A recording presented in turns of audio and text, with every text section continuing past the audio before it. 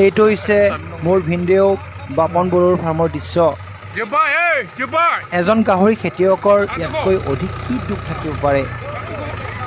African swine ফ্লুৰ দ্বাৰা আক্ৰান্তিত হৈ আমাৰ ভিনদেউৰ শ শ গাহৰি মৰিছে। 1 কিলোমিটাৰ ব্যাসাৰ্ধৰ পৰিসীমাৰ ভিতৰত থকা আটাইকেইটা সুস্থ আৰু অসুস্থ গাহৰি বিদ্যুৎ শ্বট কৰি মাৰি পেলাইছে।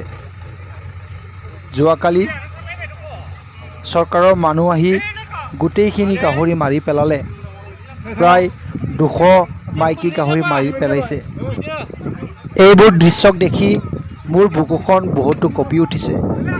যিহেতু ময়ো এখন গাহৰি ফাৰ্ম আৰম্ভ কৰিছে, অৰ্থাৎ গাহৰিৰ এটা বিজনেছ আৰম্ভ কৰিবলৈ চেষ্টা কৰিছোঁ।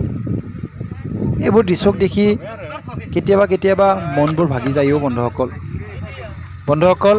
যিয়ে নহওক আপোনালোকে সদায় সাৱধান হৈ থাকিব চেষ্টা কৰিব। পাৰিলে আপুনি গাহৰি মাংস নাখাব। গাহৰি বেপাৰীক আপোনাৰ ফাৰ্মৰ ভিতৰত সোমাবলৈ চেষ্টা নকৰিব, অৰ্থাৎ সোমাবলৈ নিদিব। আৰু পাৰিলে আপুনি এতিয়া কোনো ধৰণৰ গাহৰি বেচা কিনা ঠাইত যাবলৈ চেষ্টা নকৰিব। নহ'লে বন্ধুসকল, কেতিয়া কোন সময়ত আপোনাৰ ফাৰ্মলৈ এই সংক্ৰমণকাৰী ভাইৰাছৰ দ্বাৰা হোৱা আফ্ৰিকান সোয়াইন ফ্লুৰ বেমাৰটো হ'ব, তেতিয়া আপুনি গমেই নাপাব। সেইকাৰণে বন্ধুসকল সাৱধান হৈ থাকক।